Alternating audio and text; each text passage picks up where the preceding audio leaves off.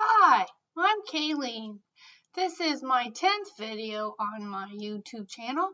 I broke my pattern. I was being good and trying to do every 2 weeks, even though YouTube wants everybody on YouTube to do weekly, but I don't believe that I can get everything done in my life if I do a video every week. So, number one, my channel is about promoting my book and also educating everybody on what I learned about caregiving and also on health and fitness.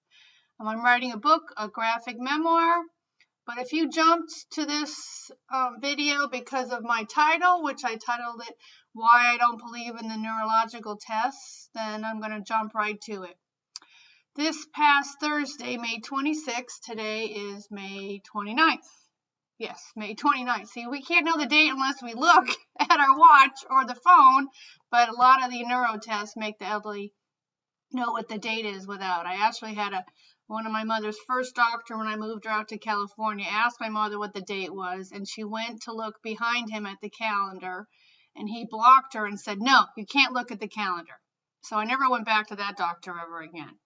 But today is about one of the reasons, which I have many reasons, and I share them, a lot of them in my book, why I don't really believe in the efficacy of the neurological tests. And I think if you guys really think about what they do, like the 3 words, memorizing the 3 words, I think is one of the most insane neurological tests. And if you do look up all of the positives and the disadvantages of it, you'll see that there are many disadvantages, but it seems to be a standard test. I see many YouTube videos about it, and I post to all of them asking them, do they know where the scientific data is for those 3-word tests? And nobody so far has answered me, but I have seen articles and in psychological assessments in those journals, but they always list. So today I wanted to go over a major reason on why I don't really believe in most of these neurological tests. I really taken care of my mother for almost 4 years.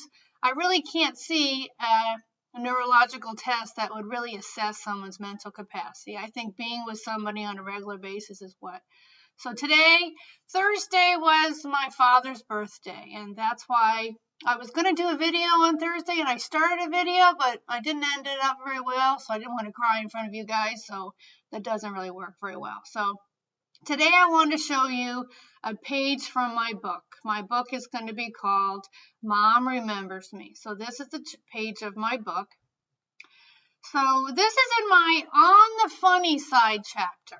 So you can see the top is a picture of my dad and I. That's at my Berkshire Community College in Pittsfield, Massachusetts graduation. So I asked my mother, excuse me, who the picture was. I was always kind of quizzing her, which I think she probably got annoyed at. And I really did get annoyed for her. It's all the neurological tests when they constantly ask her stuff. I always kind of felt like she was like a seal, like a performing seal.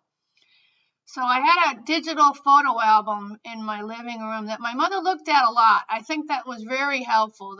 The neurological and brain books, rather, say that looking at pictures is more of a challenge to our brain than even playing chess. So my mother looked at that digital photo album a lot, and it was scrolling. So I asked her this, I showed her this picture, and I said, I'm reading this, I'll read this with you guys.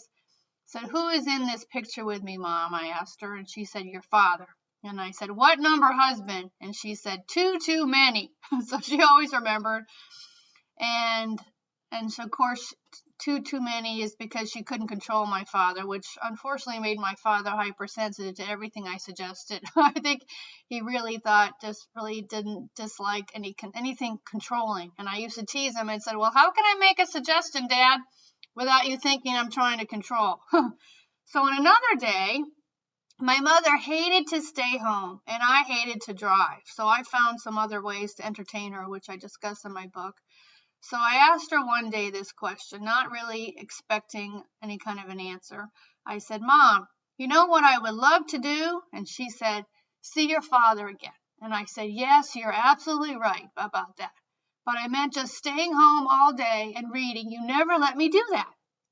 So when she said that, she really shocked me at her answer, but damn, she was more right than I ever told her. So in writing my book, that's when I really realized she always remembered that my father had passed. She was there when hospice and they took him out of where he was. So she was there. So that's the important thing. So that's what I can't help but be frustrated at, that the important things is what all the brain books say that you remember. You remember emotions. You don't remember 3 stupid words that they tell you to remember just because they want you to do it.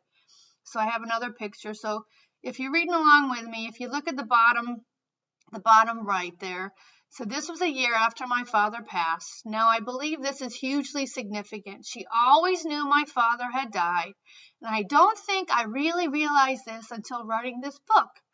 So when I think back, she never mentioned him, and she always did before he passed. This is huge, and in my humble opinion, more relevant and important to her mental status than remembering 3 words or drawing a cube, which drawing a cube, for any artist knows, is a beginner drawing lesson, but they make the elderly draw a cube without any reference and without ever being taught, and whether they even were any kind of an artist whatsoever, which my mother hated art, and she was okay. She drew the cube okay. It wasn't goofy, and she also did fine on the clock thing.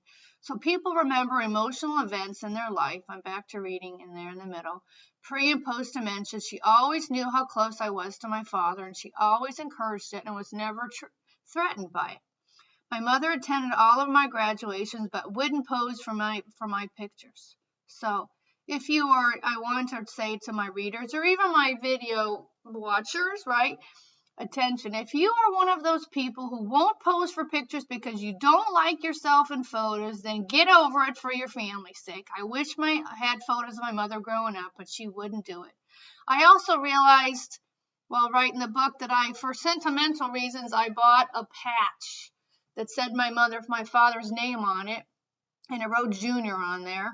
So she always mentioned that she didn't realize or remember that my father was a junior. But even in saying that, she knew he had passed away.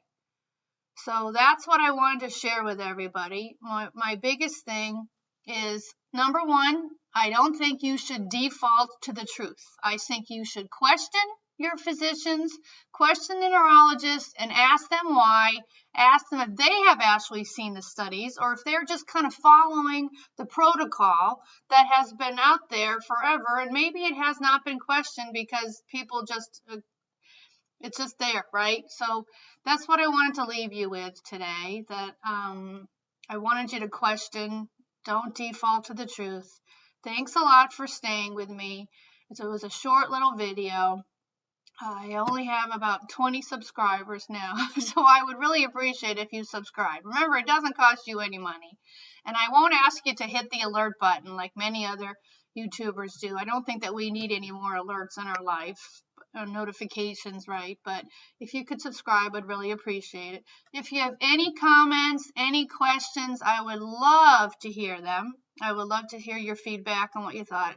Oh, by the way, I do have one thing that I think might be a good way of analyzing mental capacity. When my mother first moved out to California with me, when I started taking care of her, I traveled around. We took the buses and trains for entertainment, but whenever we went on trips, I would have her to pack her own bag. And that's when I really noticed that she had trouble. But I think a lot of people have trouble packing a bag. I would really wonder. I mean, everybody always creates a list. We always kind of change how we're going to do it and then what we might bring. Sometimes we forget stuff. But for my mother, I noticed that she had a hard time thinking about packing a bag. So I helped her a little bit, told her how I did it.